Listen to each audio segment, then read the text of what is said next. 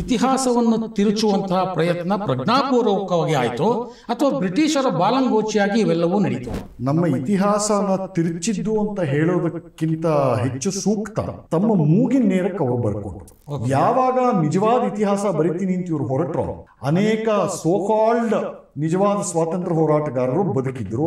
ಇವರೆಲ್ಲರೂ ಕಾಂಗ್ರೆಸ್ ಪಕ್ಷದವರೇ ಆಗಿದ್ರು. ಕಾಂಗ್ರೆಸ್ ಅವರ ಅಧಿಕಾರ ಸ್ವಾತಂತ್ರ್ಯ ಬಂದ ಮೇಲೆ ಒಂದು ಬೀಗ್ತಾ ಇದ್ರು, ನಮ್ಮಿಂದನೇ ಇವೆಲ್ಲ ಆಗಿದ್ದು ಅಂತ. ಹೌದು ಸ್ವಾಮಿ, ನಿಜಾನೇ, ಆದ್ರೆ ನೀವು ಈ ಕೆಲಸನ ಮಾಡಿದೀರಾ ಅಂತ. ಗಾಂಧಿ ಮಾಡಿದಂತಹ ಅಷ್ಟೂ ಅವಘಡಗಳ ಮತ್ತೆ ಅನರ್ಥ ಸರಣಿ ಇದೆಯಲ್ಲ, ಪರಂಪರೆ, ಅದು ಹೊರಗಡೆ ಬರಬಾರದು ಅನ್ನೋ ಉದ್ದೇಶ. ವಸ್ತುತಃ ಮೌಲಾನಾ ಅಬುಲ್ ಕಲಾಂ ಆಜಾದ್ ಅವರ ಮೂಲ ಇರೋದು ಭಾರತದಲ್ಲ, ಈಜಿಪ್ಟ್ ದೇಶದಲ್ಲಿ. ಅವರ ಮುಂದೆ ಮಾಡಿದಂತಹ ಖಿಲಾಫತ್ ಆಂದೋಲನ ಇದೆಯಲ್ಲ, ಅದಕ್ಕೆ ಬೀಜಾವಾಪ ಇಲ್ಲಿ. ಸತ್ಯನಿಷ್ಠವಾದಂತಹ ಇತಿಹಾಸ ಯಾವ್ದಾದ್ರು ಬೇಕು ಅಂದ್ರೆ R.C. ಮಜುಮ್ದಾರ್ದು ಈ 3 ಸಂಪುಟ. ಇಂದಿರಾ ಗಾಂಧಿಗೆ ಬೇಕಾಗಿದ್ದು ಅಧಿಕಾರ, ಅದಕ್ಕೆ ಏನ್ ಬೇಕಾದ್ರೂ ಸಮझौता ಮಾಡ್ಕೊಳ್ಳೋಕೆ ರೆಡಿ ಇದ್ರು. ಆಗ ನಿರ್ಮಾಣ ಆಗಿತ್ತು Jawaharlal Nehru university. Communalism and the writing of Indian history ಅಂತ ಒಂದು ಪ್ಯಾಂಪ್ಲೆಟ್ ರೋಮಿಳಾ ಥಾಪರ್. ಈಕೆಗೆ ಸಂಸ್ಕೃತದ ಒಂದು ಅಕ್ಷರನೂ ಗೊತ್ತಿಲ್ಲ. ವಿಷಪೂರಿತವಾದ ಇತಿಹಾಸನ ತುಂಬಿಸ್ಬಿಟ್ರೆ ನೀವು ದೊಡ್ಡವರಾದ್ಮೇಲೆ ಭಾರತ ದ್ವೇಷಿಗಳಾಗ್ತೀರಿ. ಸ್ನೇಹಿತರೆ ನಮಸ್ಕಾರ, ಹೊಸ ದಿಗಂತ ಡಿಜಿಟಲ್ ಚಾನಲ್ಗೆ ಸ್ವಾಗತ. ಕಳೆದ ಒಂದು ವಾರದಲ್ಲಿ ನಾವು ಒಂದು ಚರ್ಚೆಯನ್ನು ಇಡೀ ದೇಶದಲ್ಲಿ ನೋಡ್ತಾ ಇದ್ದೇವೆ. ಭಾರತದ ಇತಿಹಾಸ ಪಠ್ಯಪುಸ್ತಕಕ್ಕೆ ಸಂಬಂಧಪಟ್ಟದ್ದು.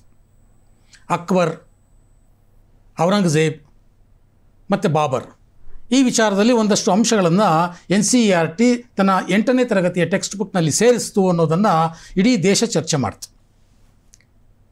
ತಿರುಚಿದ ಇತಿಹಾಸವನ್ನು ಸರಿಯಾದ ರೀತಿಯಲ್ಲಿ ಕೊಟ್ವಿ ಅನ್ನುವಂಥದ್ದು NCERT ಪರವಾದ ವಾದ. ಆದರೆ ಇತಿಹಾಸವನ್ನು ತಿರುಚಿದ್ದು ಯಾಕೆ ಹಾಗಾದರೆ? ಮೊಘಲರು ಬಂದಾಗ ತಮಗೆ ಬೇಕಾದ ಹಾಗೆ ಚರಿತ್ರೆಯನ್ನು ಬರ್ಕೊಂಡ್ರು, ಇತಿಹಾಸವನ್ನು ಬರ್ಕೊಂಡ್ರು. ಬ್ರಿಟಿಷರು ತಮಗೆ ತೋಚಿದ ಹಾಗೆ ಭಾರತದ ಇತಿಹಾಸವನ್ನು ತಿರುಚಿದರು. ಆದರೆ ಸ್ವತಂತ್ರ ಭಾರತದಲ್ಲಿ ಭಾರತೀಯರೇ ಭಾರತದ ಇತಿಹಾಸವನ್ನು ತಿರುಚಿದ್ದು ಯಾಕೆ? ಇದಂತೂ ನಿಜಕ್ಕೂ ಒಂದು ಕುತೂಹಲಕರವಾದಂಥ ಪ್ರಶ್ನೆ. ಬಹಳ ಜನಗಳಿಗೆ ಬಹಳ ವರ್ಷಗಳಿಂದ ಇದು ಕೇಳಲೇಬೇಕು ಅನ್ನಿಸ್ತಿರುವಂಥ ಪ್ರಶ್ನೆ. ಈ ಪ್ರಶ್ನೆಗಳಿಗೆಲ್ಲ ಉತ್ತರ ಕೊಡೋದಕ್ಕೆ ನಮ್ಮ ಜೊತೆ ಇದ್ದಾರೆ ಇತಿಹಾಸಜ್ಞರು, ಲೇಖಕರು ಆದಂತಹ ಸಂದೀಪ್ ಬಾಲಕೃಷ್ಣ ಅವರು. ನಾನು ಸಂದೀಪ್ ಬಾಲಕೃಷ್ಣ ಅವರನ್ನು ಸ್ವಾಗತ ಮಾಡ್ತೇನೆ. ನಮಸ್ಕಾರ ಸರ್. ನಮಸ್ಕಾರ ಸರ್. ನಾನು ಆಗಲೇ ಹೇಳಿದಾಗೆ ಬ್ರಿಟಿಷರು ಇತಿಹಾಸವನ್ನು ತಿರುಚಿದ್ರಲ್ಲಿ ಅರ್ಥ ಇದೆ. ಭಾರತೀಯರೇ ಸ್ವತಂತ್ರ ಭಾರತದಲ್ಲಿ ಇತಿಹಾಸವನ್ನು ತಿರುಚಿದ್ದು ನಾವೆಲ್ಲ ನೋಡ್ಕೊಂಡು ಬರ್ತಾ ಇದ್ದೀವಿ. ಜವಾಹರ್ಲಾಲ್ ನೆಹರು ಪ್ರಧಾನಮಂತ್ರಿ ಆದ ನಂತರದಲ್ಲಿ ಇತಿಹಾಸವನ್ನು ತಿರುಚುವಂತಹ ಪ್ರಯತ್ನ ಪ್ರಜ್ಞಾಪೂರ್ವಕವಾಗಿ ಆಯಿತು ಅಥವಾ ಬ್ರಿಟಿಷರ ಬಾಲಂಗೋಚಿಯಾಗಿ ಇವೆಲ್ಲವೂ ನಡೀತು ಅಂತ? ಈ ಥರ ಪ್ರಶ್ನೆ ಈ ಒಂದು ಚೌಕಟ್ಟಲ್ಲಿ ಕೇಳಿದ್ರೆ ಅದಕ್ಕೆ ಹಲವಾರು ದೃಷ್ಟಿಕೋನದಿಂದ ಉತ್ತರ ಕೊಡಬೇಕಾಗತ್ತೆ. ಬ್ರಿಟಿಷ್ನವರು ನಮ್ಮ ಇತಿಹಾಸನ ತಿರುಚಿದ್ದು ಅಂತ ಹೇಳೋದಕ್ಕಿಂತ ಹೆಚ್ಚು ಸೂಕ್ತ ಅಥವಾ ಹೆಚ್ಚು ಸಮರ್ಪಕವಾದ ಮಾತು ಅಂತ ಹೇಳಬೇಕು ಅಂತಂದರೆ ತಮ್ಮ ಮೂಗಿನ ನೇರಕ್ಕೆ ಅವರು ಬರ್ಕೊಂಡ್ರು. ಎಷ್ಟೇ ಆದ್ರೂ ಬ್ರಿಟಿಷ್ನವರು ಸಾವಿರಾರು ಕಿಲೋಮೀಟ್ರ್, ಸಾವಿರಾರು ಮೈಲಿ ದೂರ ಇರೋ ಇಂಗ್ಲೆಂಡಿಂದ ಇಲ್ಲಿಗೆ ಬಂದು ವ್ಯಾಪಾರಿಗಳಾಗಿ ಬಂದು, ಆಯಿತಾ, ದೇಹಿ ಅಂತ ಇಲ್ಲಿ ಬಂದರು ಅವರು. ಮೊದಲು ನಮಗೂ ಒಂಚೂರು ಹಣ ಮಾಡಿಕೊಡೋಕೆ ಅವಕಾಶ ಮಾಡಿ ಅಂತ ಅವರು ಕೈ ಮುಗಿದು ಕೇಳ್ಕೊಂಡು ಬಂದು ಕ್ರಮಕ್ರಮವಾಗಿ ಭಾರತವನ್ನು ಕಬಳಿಸ್ಕೊಂಡ್ರು. ಹಾಗಾಗಿ ಅವರು ಮಾಡಿದ್ದ ಅನೇಕ ಕೆಲಸಗಳ ಪೈಕಿ ಭಾರತ ದೇಶದ ಒಂದು ಸಮಗ್ರವಾದ ಮತ್ತು ಬಹಳ ವಿಸ್ತಾರವಾದ ಆಳವಾದ ಎಲ್ಲ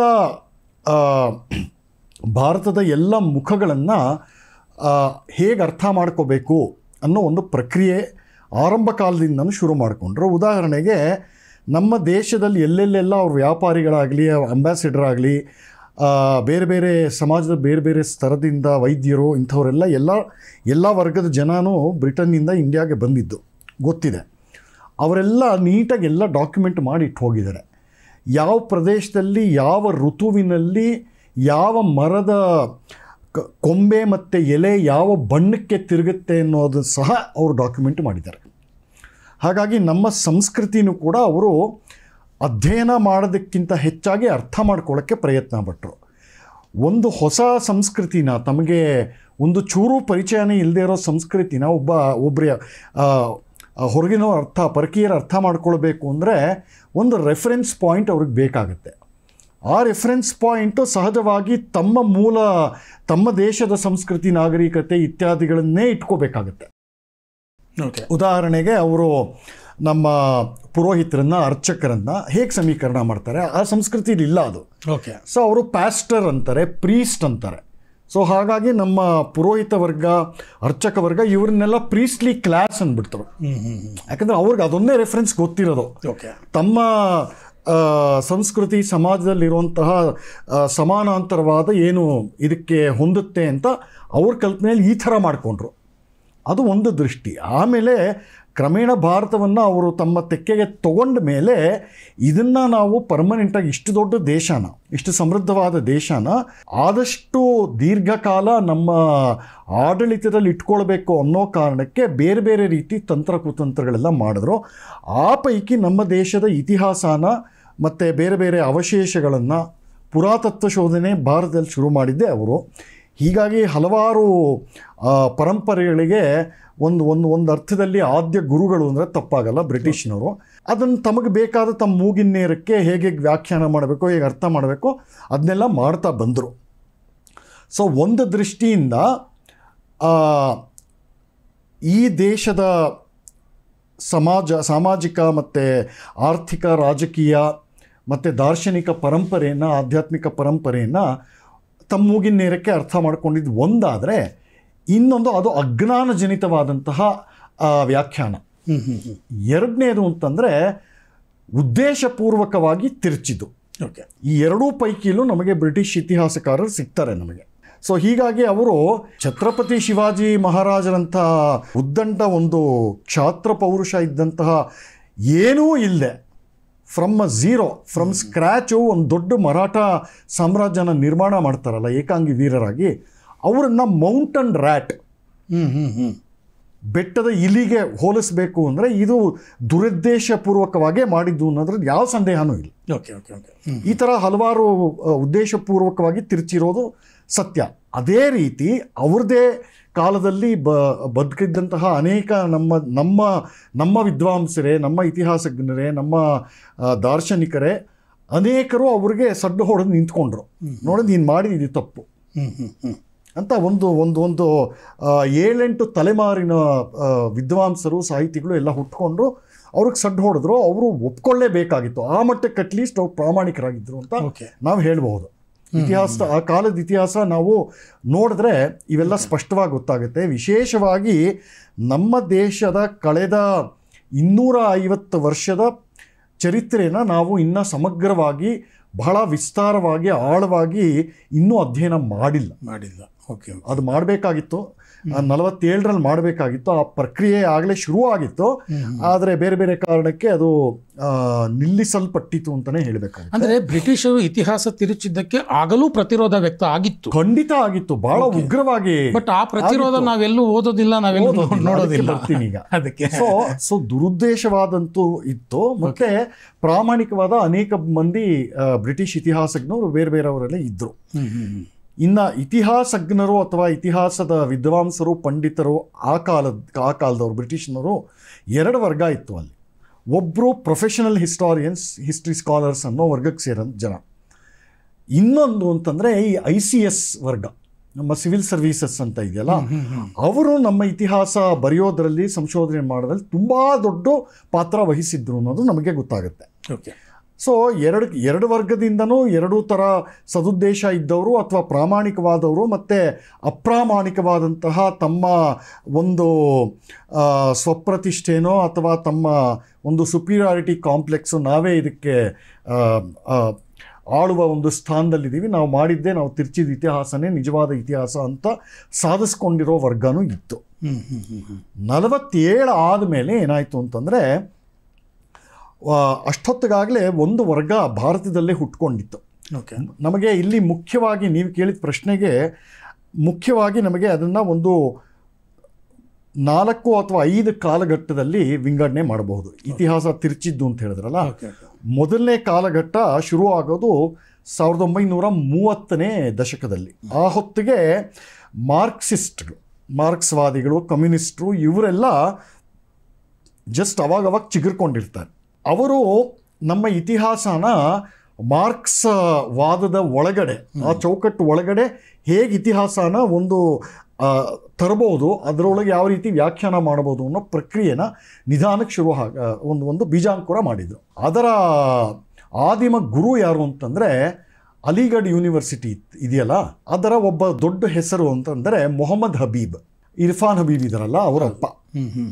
ಈ ಮೊಹಮ್ಮದ್ ಹಬೀಬ್ ಯಾರು ಅಂತಂದರೆ ನಮ್ಮ ಸ್ವತಂತ್ರ ಭಾರತದ ಪ್ರಥಮ ಪ್ರಧಾನಮಂತ್ರಿ ನವಾಬ್ ನೆಹರು ಅವರಿಗೆ ಇತಿಹಾಸದ ಗುರುಗಳು.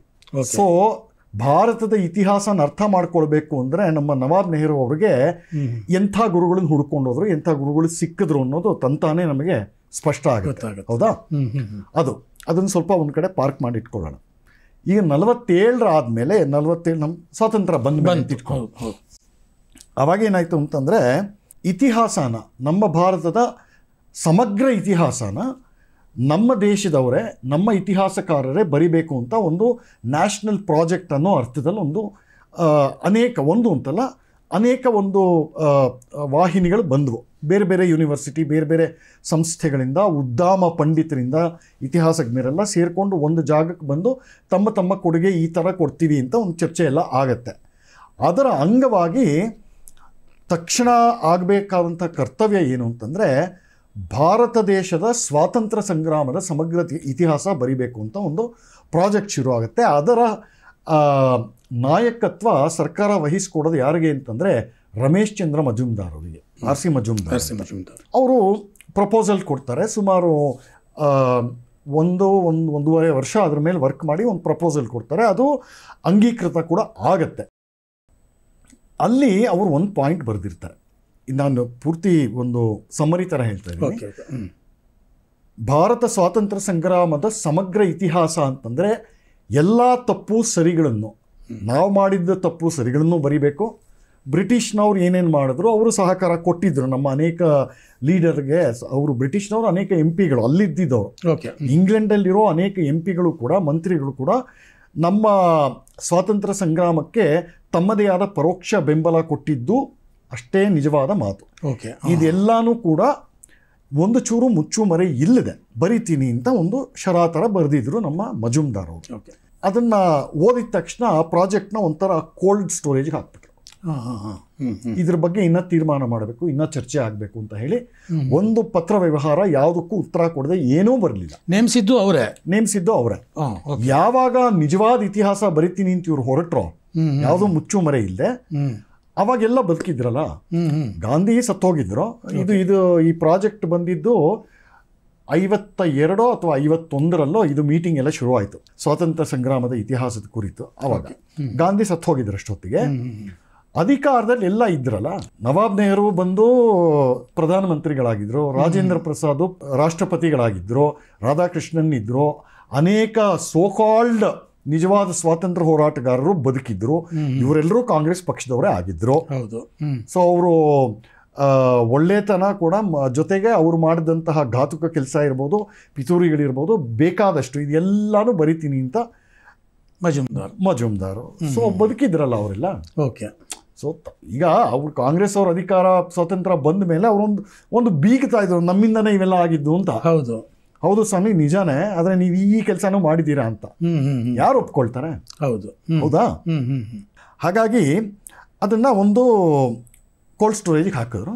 ಮತ್ತೆ ಬಿಡಲಿಲ್ಲ, ಪಟ್ಟು ಬಿಡೋಂತಹ ವಿಕ್ರಮಾದಿತ್ಯ ನಮ್ಮ ಆರ್ ಸಿ ಮಜುಮ್ದಾರ್ ಬೆನ್ನು ಹಿಡ್ಕೊಂಡ್ರು, ಇದಕ್ಕೊಂದು ಉತ್ತರ ಬೇಕು ಅಂತ.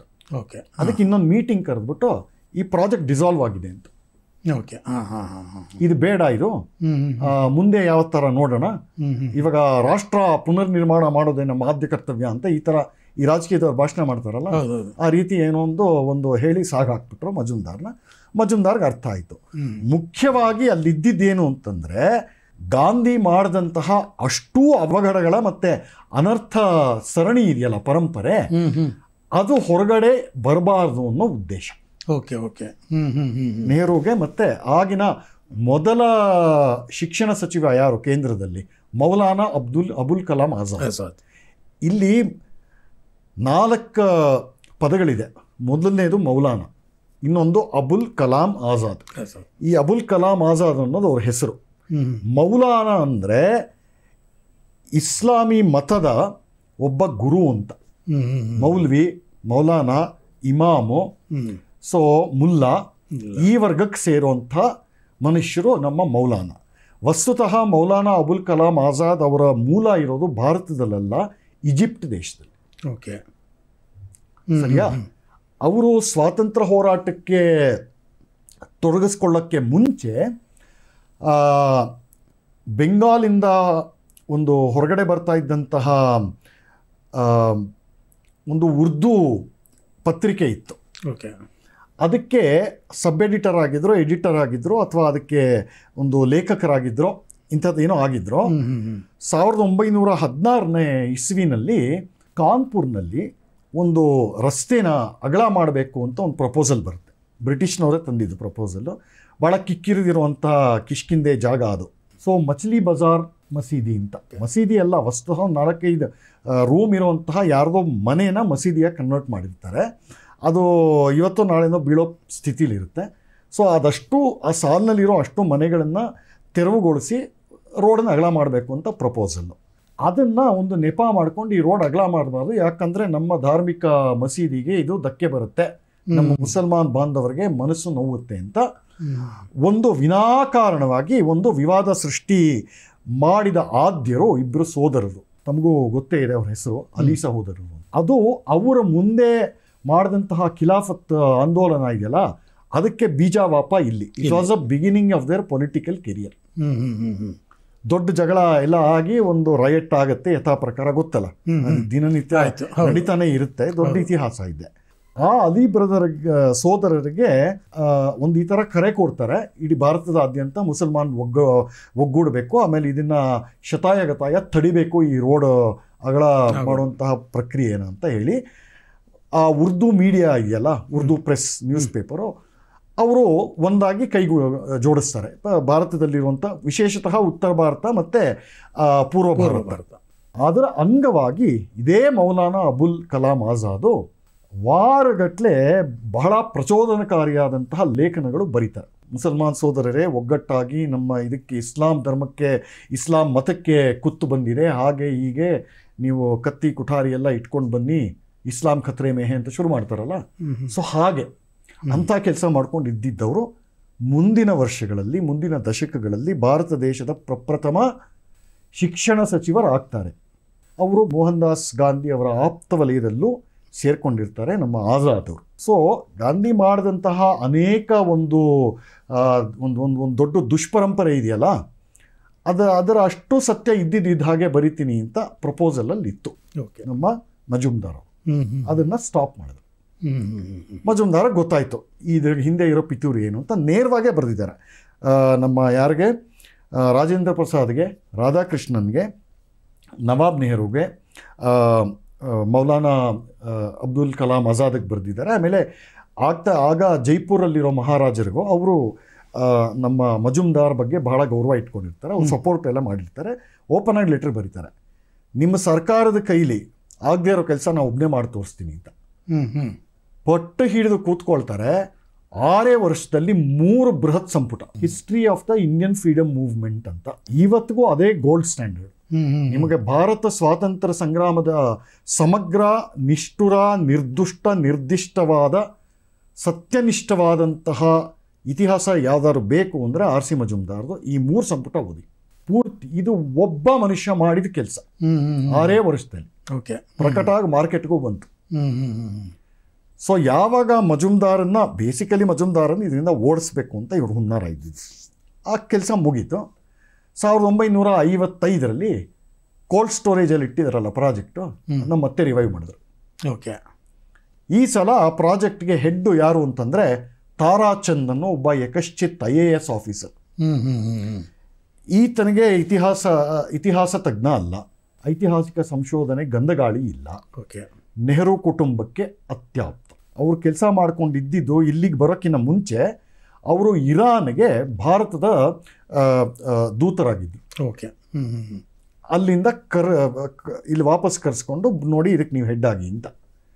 ಈ ಪುಣ್ಯಾತ್ಮ ಸುಮಾರು 13 ವರ್ಷ ತಗೊಂಡು ಸರ್ಕಾರದ ಇಡೀ ಬೆಂಬಲ ಆಯಿತು. ನಿಮ್ಗೆ ಅಸಿಸ್ಟೆಂಟ್ಗಳು, ಕ್ಲರ್ಕ್ಗಳು, ಟೈಪಿಸ್ಟು, ರಿಸರ್ಚ್ ಮಾಡೋಕ್ಕೊಂದು ಬೃಹತ್ ಟೀಮು, ಇಡೀ ವ್ಯವಸ್ಥೆ ನಿಮ್ಮ ಬೆನ್ನ ಹಿಂದೆ ಇದ್ದರೂ 13 ವರ್ಷ ತಗೊಂಡು ಒಂದು ಸಂಪುಟ ತಂದರು. ಓಕೆ. ಅದನ್ನು ಲೋಕಾರ್ಪಣೆ ಮಾಡಿ ಬಿಡುಗಡೆ ಮಾಡಿದ ಮನುಷ್ಯ ಹೆಸರು ಫಕ್ರುದ್ದೀನ್ ಅಲಿ ಅಹಮದ್ ಅಂತ. ಇದೇ ಫಕ್ರುದ್ದೀನ್ ಅಲಿ ಅಹಮದ್ ತುರ್ತು ಪರಿಸ್ಥಿತಿ ಹೇರಿದಾಗ ಬಾತ್ ಟಬಲ್ ಕೂತ್ಕೊಂಡು ಅದು ಆರ್ಡರ್ಗೆ ಸೈನ್ ಮಾಡೋದು ಇದೇ ಪುಣ್ಯಾತ್ಮ. ಇವರು ಲೋಕಾರ್ಪಣೆ ಮಾಡ್ತಾರೆ. ಸರಿನಾ? ಇದೊಂದು ಪೂರ್ವ ಭಿತ್ತಿ ಅಂತ ಇಟ್ಕೊಳ್ಳೋಣ. ಅಂದ್ರೆ ಎಲ್ಲಿಗೆ ಬಂದ್ಬಿಟ್ಟಿತ್ತು ನಮ್ಮ ಇತಿಹಾಸ ಅಷ್ಟೊತ್ತಿಗಾಗ್ಲಿ ಅಂತ. ಸ್ವಾತಂತ್ರ್ಯ ಬಂದ ಮೇಲೆ ಎರಡನೇ ದೊಡ್ಡ ಘಟ್ಟ ಬರೋದು ನಮಗೆ 1960ನೇ ದಶಕದಲ್ಲಿ. ಅಷ್ಟೊತ್ತಿಗಾಗಲೇ ಈ ಮಾರ್ಕ್ಸಿಸ್ಟ್ ಅಕಾಡೆಮಿಕ್ ಗೂಂಡಾಗಳು ಅಂತಲೇ ಕರಿಬೇಕು, ಬೇರೆ ದಾರಿ ಇಲ್ಲ. ಅವರು ನಿಧಾನಕ್ಕೆ ಬೇರೆ ಬೇರೆ ಸರ್ಕಾರಿ ಕೃಪಾಪೋಷಿತ ಸಂಸ್ಥೆಗಳಲ್ಲಿ ನಿಧಾನಕ್ಕೆ ಒಂದು ನುಸುಳುಕೊಂಡಿರ್ತಾರೆ. ಬೇರೆ ಬೇರೆ ಆಯಕಟ್ಟಿನ ಸ್ಥಾನವನ್ನು ಆಕ್ರಮಿಸ್ಕೊಂಡಿರ್ತಾರೆ. ಜೊತೆಗೆ ಅದಕ್ಕೆ ಒಂದು ಪರೋಕ್ಷವಾದ ಸಹಾಯ ಕೊಟ್ಟಿದ್ದು ಕೂಡ ನವಾಬ್ ನೆಹರು. ಯಾಕಂದರೆ ಅವ್ರಿಗೆ ಸೋವಿಯತ್ ರಷ್ಯಾದ ಒಂದು ತೀವ್ರ ವ್ಯಸನಿಯವರು. ಇವರು ಮಾರ್ಕ್ಸಿಸ್ಟರು, ಕಮ್ಯುನಿಸ್ಟರು. ಸೊ ಹಾಗಾಗಿ ಈ ಸಂಸ್ಥೆಗಳಲ್ಲಿ ಪ್ರವೇಶ ದೊರಕಿಸ್ಕೊಳ್ಳೋದು ಅವ್ರಿಗೇನು ಬಹಳ ಕಷ್ಟ ಏನಾಗಲಿಲ್ಲ. ಆಮೇಲೆ ಅಲ್ಲಿಂದ ಮುಂದೆ ಕಾಂಗ್ರೆಸ್ ಪಕ್ಷನ ಒಡೆದು ಹಾಕಿದ್ರಲ್ಲ ನಮ್ಮ ದೇಶಕಿ ಮಾತಾ ದುರ್ಗಾದೇವಿ, ಭಾರತ ಕಂಡಂತಹ ಸರಿಸಾಟಿ ಇಲ್ಲದಂತಹ ವೀರಧೀರ ವನಿತೆ ಪ್ರಧಾನಿ ಇಂದಿರಾ ಗಾಂಧಿ ಅವರು ಕಾಂಗ್ರೆಸ್ ಪಕ್ಷನ ಒಡೆದ ಮೇಲೆ ಕಮ್ಯುನಿಸ್ಟರ ಬೆಂಬಲ ಅವ್ರಿಗೆ ಬೇಕಾಯಿತು. ಅವ್ರು ಕೊಡ್ತೀನಿ ಅಂತ. ಆದರೆ ನಮಗೊಂದು ಕಂಡೀಷನ್, ನಮಗೆ ಹಿಸ್ಟ್ರಿ ಎಸ್ಟಾಬ್ಲಿಷ್ಮೆಂಟ್ ಬೇಕು. ಓಕೆ. ಕಮ್ಯುನಿಸ್ಟ್ರು ನಮಗೆ ಇತಿಹಾಸದ ಸಂಪೂರ್ಣ ಹಿಡಿತ ಬೇಕು. ಆಮೇಲೆ ನಮ್ಮದೇ ಆದಂತಹ ಒಂದು ಸ್ವತಂತ್ರ ಯೂನಿವರ್ಸಿಟಿ, ವಿಶ್ವವಿದ್ಯಾನಿಲಯ ಬೇಕು ಅಂತ. ಎರಡಕ್ಕೂ ಒಪ್ಕೊಂಡ್ರು. ಇಂದಿರಾ ಗಾಂಧಿಗೆ ಬೇಕಾಗಿದ್ದು ಅಧಿಕಾರ, ಅದಕ್ಕೆ ಏನು ಬೇಕಾದ್ರೂ ಸಮझौता ಮಾಡ್ಕೊಳ್ಳೋಕೆ ರೆಡಿ ಇದ್ದರು. ಸೊ ತಗೋ ನಿಮ್ಗೇನು ಬೇಕು ಅಂತ ಕೊಟ್ಟರು.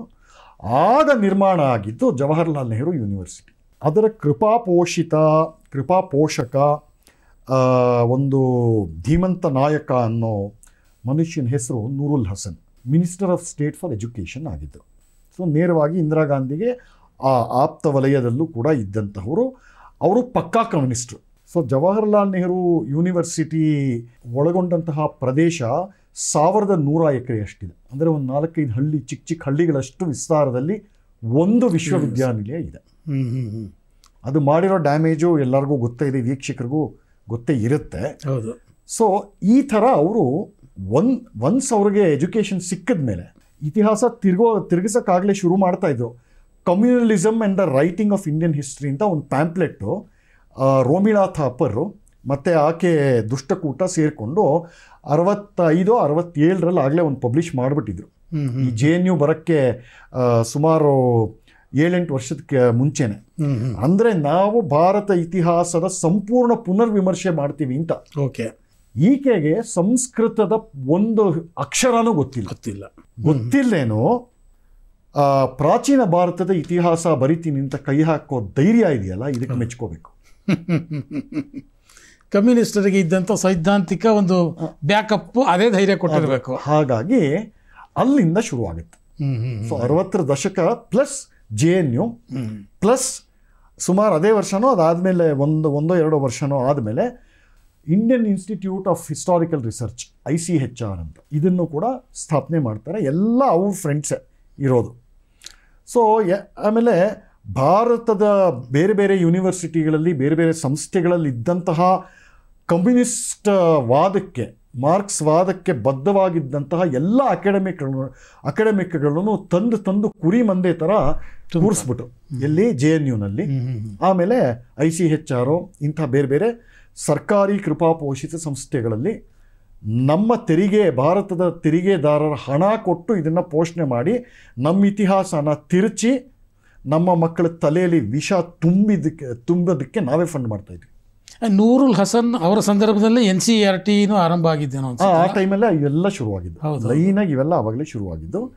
ಆಮೇಲೆ ಸೊ ನೋಡಿ ಅವ್ರ ದೂರದೃಷ್ಟಿ ಹೇಗೆ ಅಂತಂದರೆ, ಒಂದು ವಯಸ್ಸಾದ ಮೇಲೆ ನಿಮಗೆ ಹೇಳಿದ್ರೆ ಇತಿಹಾಸನ, ಸುಳ್ಳು ಇತಿಹಾಸ ಹೇಳಿದ್ರೆ ನಿಮ್ಮ ಮನಸ್ಸಾಗಲೇ ಕಂಡೀಷನ್ ಆಗಿರುತ್ತೆ. ಹೌದು.